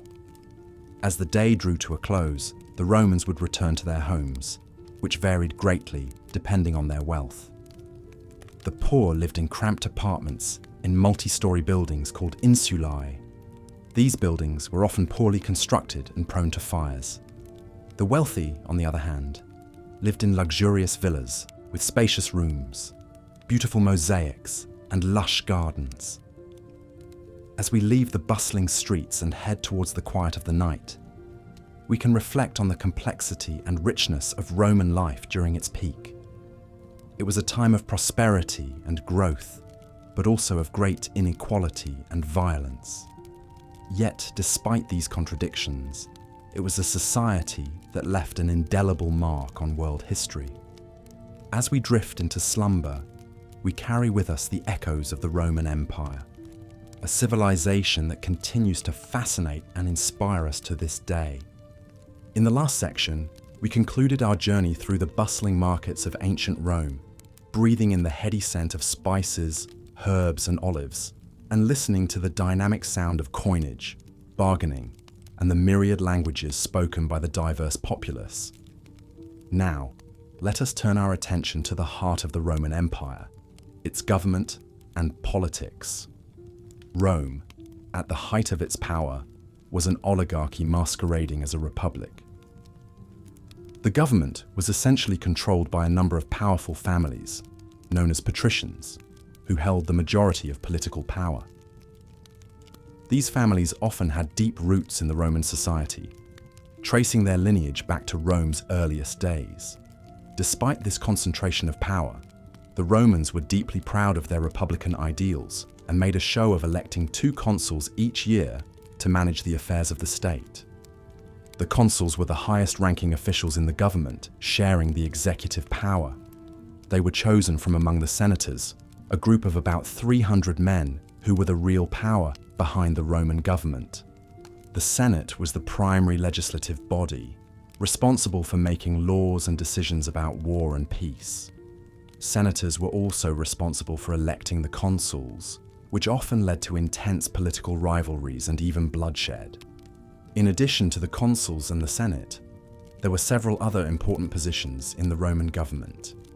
These included the praetors, who acted as judges, the aediles, who were in charge of public buildings and festivals, the quaestors, who managed the state treasury, and the censors, who maintained the census and moral standards of the state. To balance the power of the patrician class, there were also institutions that allowed the participation of the common people, or plebeians, in the Roman government. The plebeians could elect their own officials, known as tribunes, who had the power to veto the decisions of the Senate. This was a crucial safeguard against the absolute rule of the patricians and allowed for a limited form of democracy in the Roman Republic. Despite these democratic trappings, corruption was rampant in the Roman government. Elections were often rigged, and bribery was a common practice. Wealthy individuals could buy political offices, and politicians often used their positions to amass personal fortunes.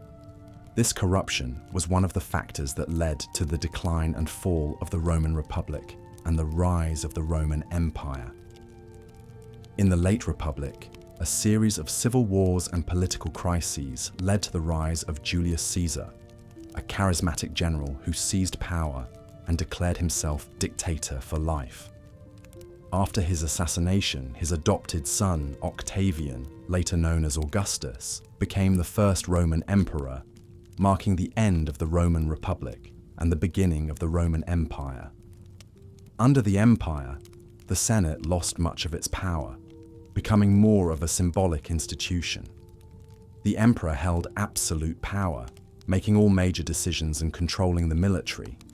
However, the emperors often maintained the illusion of a republic, with the Senate and other institutions still functioning, albeit with greatly reduced power. This was the political structure that governed the vast Roman Empire, from Britain in the north to Egypt in the south, and from Spain in the west to Syria in the east. It was a complex and often corrupt system, but it managed to maintain control over a vast and diverse territory for many centuries. As we delve deeper into the Roman Empire's political landscape, we can begin to see the intricate web of power and politics that made Rome one of the most fascinating civilizations in history. In the next section, we will explore the day-to-day life of an average Roman citizen, from the working-class plebeians to the wealthy patricians. Join me as we step into the shoes of a Roman citizen and experience the sights, sounds, and experiences of living in the heart of the Roman Empire. In the heart of the Roman Empire, the city of Rome itself was a marvel to behold. As we transition into the 6th chapter of our journey through life in the Roman Empire during its peak, our focus shifts towards the urban landscape and the architectural marvels that still, to this day, inspire awe. Rome was a city unlike any other in the ancient world. It was vast, sprawling, and teeming with a population that could have been close to 1 million people. The city was divided into neighborhoods, or vici, each with its own local officials and responsibilities.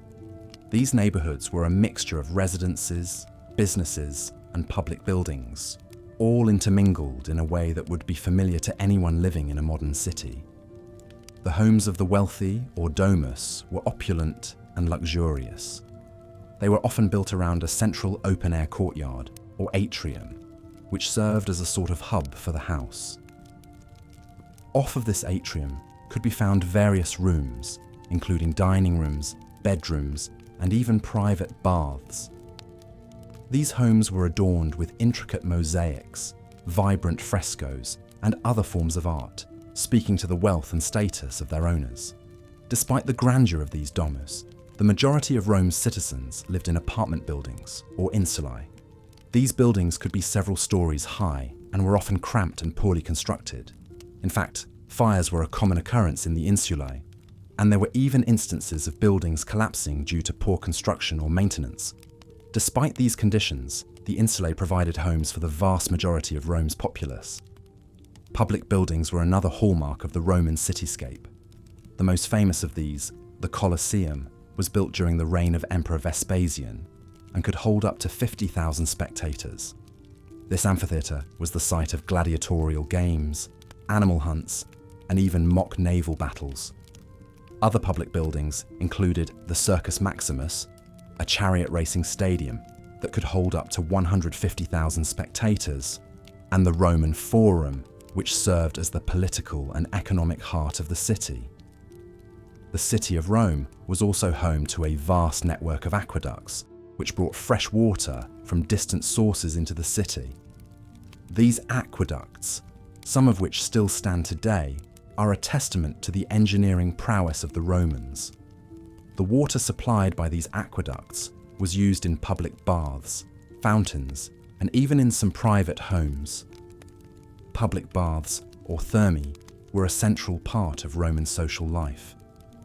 These establishments offered not just the chance to bathe, but also opportunities for exercise, relaxation, and socialization. They were often grand structures, complete with hot and cold bathing rooms, swimming pools, and even libraries.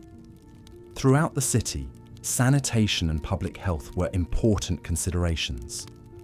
The Romans built an extensive sewer system, known as the Cloaca Maxima, which drained waste from the city into the Tiber River. They also implemented measures to ensure the availability of food and to prevent the spread of diseases, including the appointment of public doctors and the establishment of grain doles. As we wander the ancient streets of Rome, we can't help but marvel at the grandeur of this city.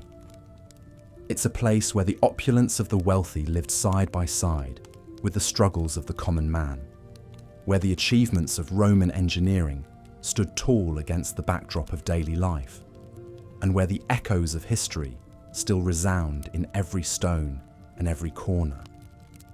As we drift deeper into the night and closer to the realm of dreams, let us remember the Rome of old and envision the lives lived amongst its streets and buildings. A city of dreamers, builders, artists, and warriors. A city that was, and still is, a testament to the heights that humanity can reach. As the peak of the Roman Empire dawned, the streets of Rome began to bustle and hum with an unprecedented flurry of activity. Trade was the lifeblood of this burgeoning society, and the city's markets were always teeming with vendors selling everything from fresh produce and livestock to luxurious silks and spices imported from the East. The empire's extensive network of well-maintained roads and sea routes facilitated the transportation of goods from the farthest reaches of the empire to the heart of Rome, contributing to the city's status as a global trade hub. The daily life of a Roman citizen was largely dictated by their social status. The wealthy patricians who sat at the top of Roman society lived lives of unimaginable opulence. They resided in grand villas, adorned with elaborate frescoes and intricate mosaics, often situated on large estates outside the city.